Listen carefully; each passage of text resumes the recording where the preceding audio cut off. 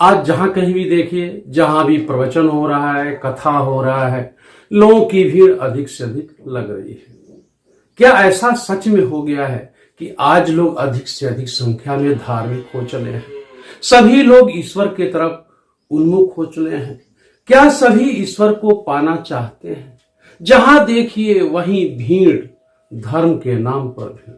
आखिर अचानक जो दुनिया विज्ञान की तरफ बढ़ रही थी, आज उसके उलट धर्म की ओर इतनी तेजी से क्यों बढ़ रही है? क्या हुआ है? क्या सभी के अंदर चेतना आ गई है, या सभी लोग धार्मिक हो चले हैं? आखिर लोगों की भीड़ इतनी क्यों भाग रही है प्रवचन के पीछे, और भागने की वजह क्या हो सकती है? तो आइए हम समाज का नब्ज टटोलते हैं कि इसके पीछे का वजह क्या हो सकता है।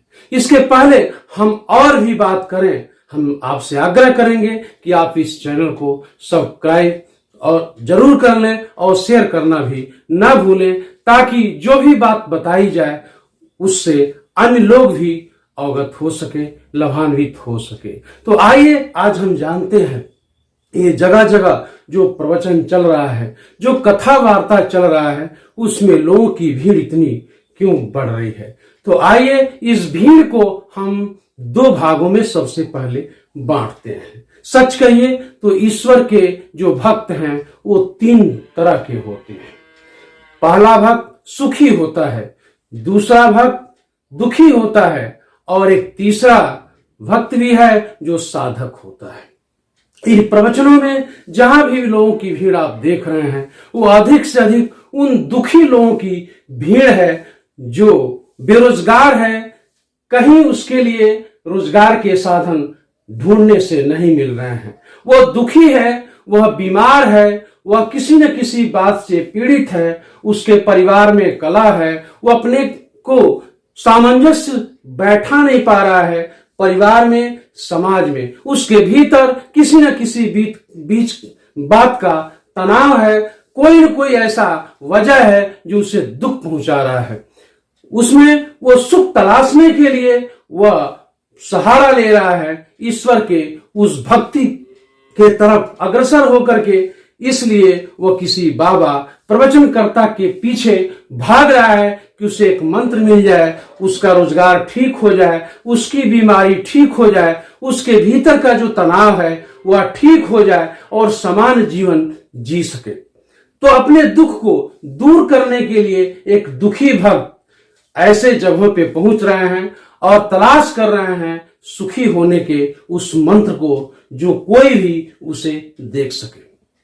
एक दूसरे प्रकार का भक्त है जो सुखी भक्त है। सुखी तो है, उसके पास धन भी है, दौलत भी है, सब कुछ है, लेकिन उसके भीतर और भी अधिक पाने की लालसा है। उसे अन्य संसाधनों के द्वारा और धनी होने की लालसा है। या सुखी है तो उसके परिवार में किसी न किसी चीज की कमी है जो उसे हासिल करना चाहता है, इसलिए वो स्वयं मंदिर बनवाता है, वो तमाम ऐसे कार्यक्रम करता है धार्मिक, जिससे उस पर ईश्वर की कृपा हो सके, और सुखी होने के बावजूद उस संसाधनों की कमी जो उसके पास है उसे हासिल करने का जुगत करता है, वह प्रयास करता है, इसके लिए तंत्र मंत्र विद्या का प्रयोग करता है, और जो अन्य धार्मिक लोग हैं उनके संपर्क में आता है। लेकिन आपको बता दें, ये जो सुखी भक्त हैं, ये जो दुखी भक्त हैं ईश्वर के,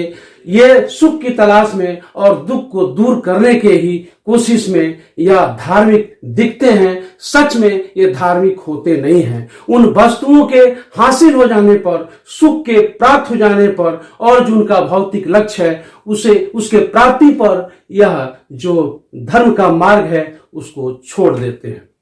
एक तीसरा भक्त है जो लगातार वो बना रहता है। वो भक्त न सुखी है, न भक्त वो दुखी है, वो केवल साधक है ईश्वर को, जो परमात्मा की खोज में लगा रहता है, और वो इस कोशिश में लगा रहता है कि कब उसके उर में, उसके हृदय में, उसके भीतर वह ज्योति दिखाई दे, जिससे वो ईश्वर का दर्शन कर सके।